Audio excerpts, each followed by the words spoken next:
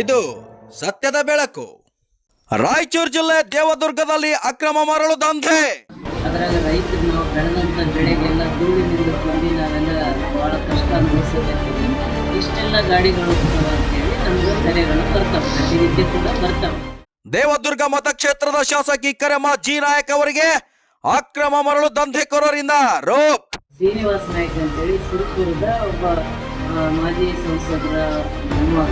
ಅವನು ಒಂದು ತಂಡನೇ ಕಟ್ಟಿಕೊಂಡು ಒಂದು 100 ಜನ ಕಾರ್ಯಕರ್ತನ ಬೆಂಬಲಿಗರನ್ನ ಕರ್ಕೊಂಡು 100 ಗಾಡಿಗಳು ತಗೊಂಡು ಬಂದು ಇಲ್ಲ ಬರ್ರಿ ಕುಂತು ಮಾತಾಡ್ರಿ ಅಂದರೆ ನಾವು ಕುಂದ್ರಕ್ಕೆ ಬಂದಿಲ್ಲ, ಇಲ್ಲಿ ನಿಂತು ಮಾತಾಡಕ್ಕೆ ಬಂದಿವಿ, ಕೇಳೋದಕ್ಕೆ ಬಂದಿಲ್ಲ, ನಮ್ಮ ಕೈ ಕಾಲು ಬೆಟ್ಟದವ, ನಾವು ಕೂಡಕ್ಕೆ ಬಂದಿಲ್ಲ ಇಲ್ಲಿ ಅಂತೇಳಿ ಅವರಿಗೆ ರೋಪ ಆಗ್ತದೆ.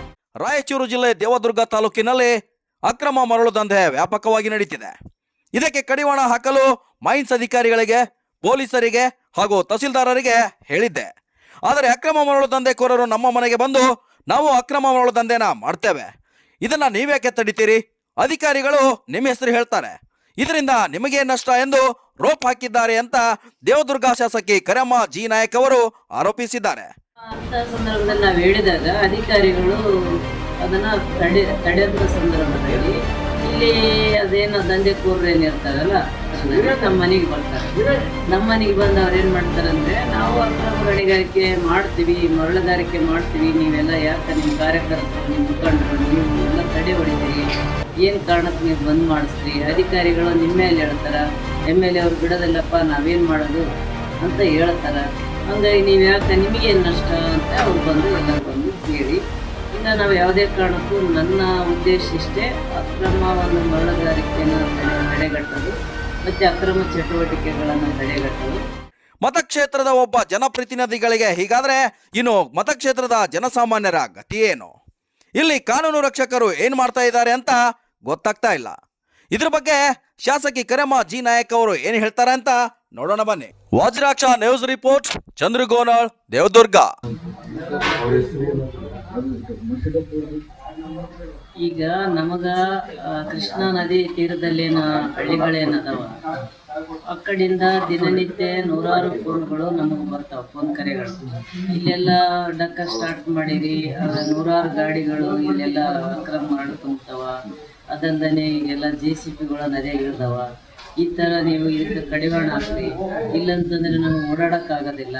ಅದ್ರಾಗ ರೈತರು ನಾವು ಬೆಳೆದಂಥ ಬೆಳೆಗೆಲ್ಲ ಧೂಳಿನಿಂದ ತುಂಬಿ ನಾವೆಲ್ಲ ಭಾಳ ಕಷ್ಟ ಅನುಭವಿಸಕತ್ತೀವಿ, ಇಷ್ಟೆಲ್ಲ ಗಾಡಿಗಳು ಹೋಗ್ತಾವ ಅಂತೇಳಿ ನಮ್ಗೆ ಕರೆಗಳು ಬರ್ತಾವೆ, ಪ್ರತಿನಿತ್ಯ ಕೂಡ ಬರ್ತಾವೆ. ಕೃಷ್ಣಾ ನದಿ ತೀರದಲ್ಲಿ ಆ ಭಾಗಕ್ಕೆ ಎಷ್ಟು ಕಡೆ ಡಕ್ಕಗಳು, ಎಷ್ಟು ಕಡೆ ಅಕ್ರಮ ಮರಳದ ಸಾಗಾಣಿಕೆ ಸ್ಟಾರ್ಟ್ ಆಗಿದೆ, ಅಲ್ಲಿ ಅವು ಬರ್ತಾವೆ. ಬಂದಂಥ ಸಂದರ್ಭದಲ್ಲಿ ನಾವು ಕೂಡ ಮೈನ್ಸ್ ಅಧಿಕಾರಿಗಳಿಗೆ ಮತ್ತು ನಾವು ಪೊಲೀಸ್ ಅಧಿಕಾರಿಗಳಿಗೆ ನಾವು ಹೇಳ್ತೀವಿ, ಮತ್ತು ತಹಸೀಲ್ದಾರರಿಗೆ ಕೂಡ ಹೇಳ್ತೀವಿ, ಇದನ್ನು ಯಾವುದೇ ಕಾರಣಕ್ಕೂ ಕಡಿವಾಣ ಹಾಕ್ರಿ, ಯಾವುದೇ ಕಾರಣಕ್ಕೂ ಇದನ್ನು ಜನರಿಗೆ ತೊಂದರೆ ಆಗ್ತದ, ಇಲ್ಲಿ ದೇವದುರ್ಗದಲ್ಲಿ ಅಕ್ರಮ ಮರಳು ಸಾಗಾಣಿಕೆ ಆಗ್ತದ ಅನ್ನೋಂಥದ್ದು ಸಾಕಷ್ಟು ದೂರುಗಳು ಬರ್ತಾವೆ. ನಾವು ಕೂಡ ಎಲ್ಲ ಅಡ್ಡಾಡೋ ಅಂಥ ಸಂದರ್ಭದಲ್ಲಿ ನಾವು ಕೂಡ ನೋಡ್ತೀವಿ, ಅದು ಸತ್ಯದ ಮಾತು, ಅಕ್ರಮ ಒಂದು ನಡೆದಿರೋದು.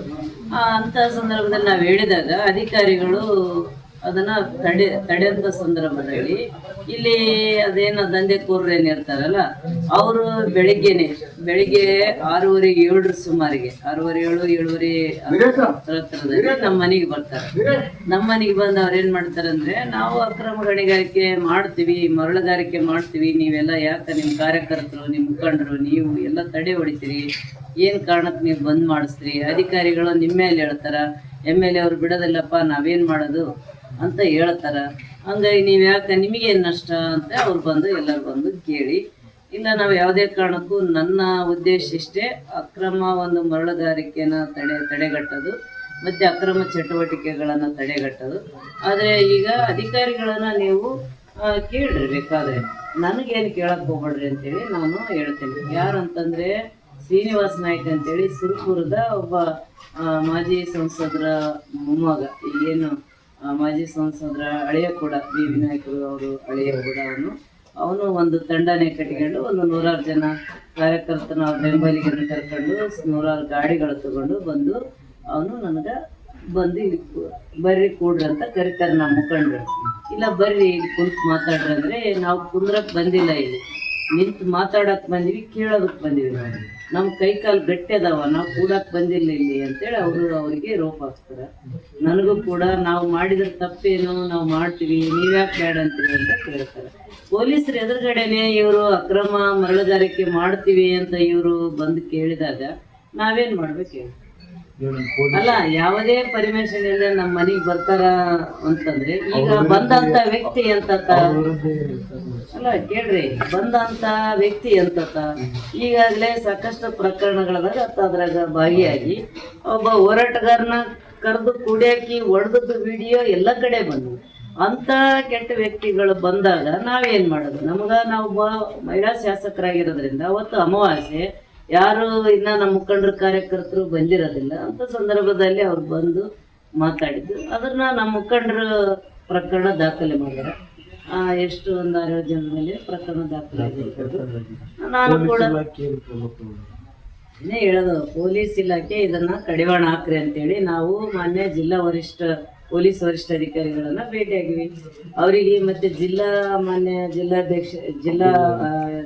ಜಿಲ್ಲಾಧಿಕಾರಿಗಳಿಗೆ ಕೂಡ ನಾವು ಭೇಟಿಯಾಗಿವಿ. ಇದನ್ನ ಇಲ್ಲಿ ಕಡಿವಾಣ ಹಾಕ್ರಿ, ನಿಲ್ಲಿಸ್ರಿ. ಮತ್ತೆ ಇನ್ನೊಂದು, ನಮ್ಗ ಮರಳು ಬೇಕು.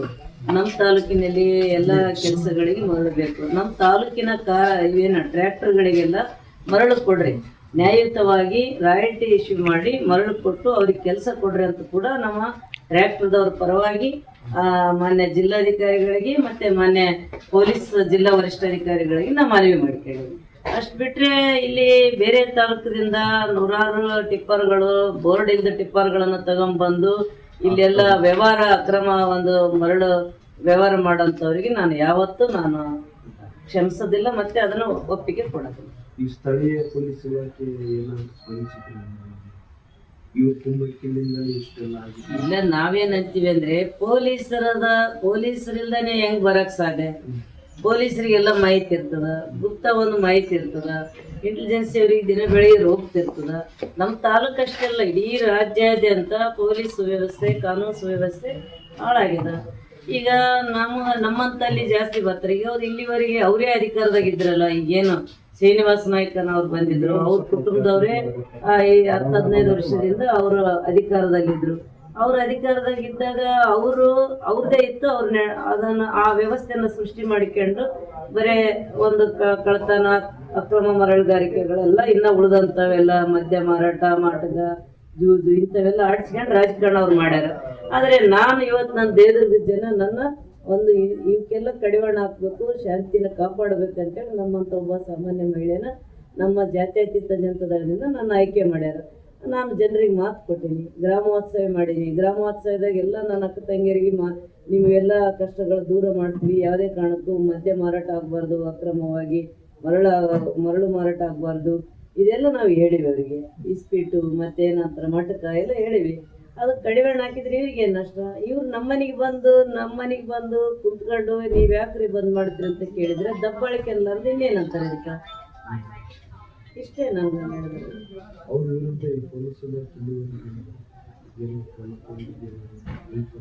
ನನಗೆ ಗೊತ್ತಿಲ್ಲ, ಪೊಲೀಸ್ ನಾನು ಅವ್ರನ್ನ ಹೊರಗೆ ಬಿಟ್ಟದ್ದು ಯಾಕೆ ಬಿಟ್ರಂತ ಅನಿಸ್ತದ.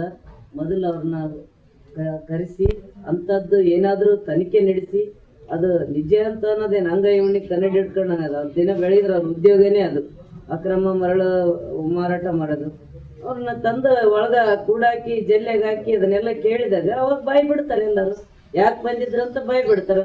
ಅವ್ರನ್ನ ಹೊರಗೆ ಕುಂದಿರ್ಸಿ ಮತ್ತೆ ನಮಗ ಕೌಂಟರ್ ಕೊಡ್ಸಕ್ಕ ಅಧಿಕಾರಿಗಳ ಸಪೋರ್ಟ್ ಮಾಡಿದ ಮೇಲೆ ಬೇಲೆ ದೋಲ ಮೈದಂಗ ಆಗ್ತಕ್ಕದು. ಏನ್ ಮಾಡೋದು?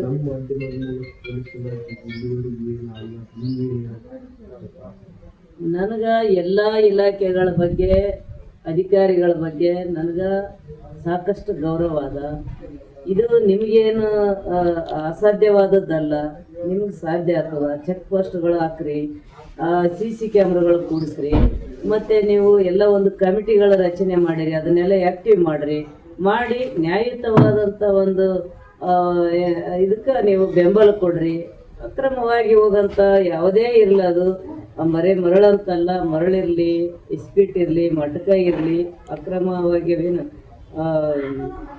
ಮದ್ಯ ಮಾರಾಟಗಳು ಈ ಥರ ಇಂಥವಕ್ಕೆಲ್ಲ ಕಡಿವಾಣ ಹಾಕ್ರಿ ಅಂತ ನಾನು ಪೊಲೀಸರಿಗೆ ಹೇಳೋಕೆ ಇಷ್ಟಪಡ್ತೀನಿ.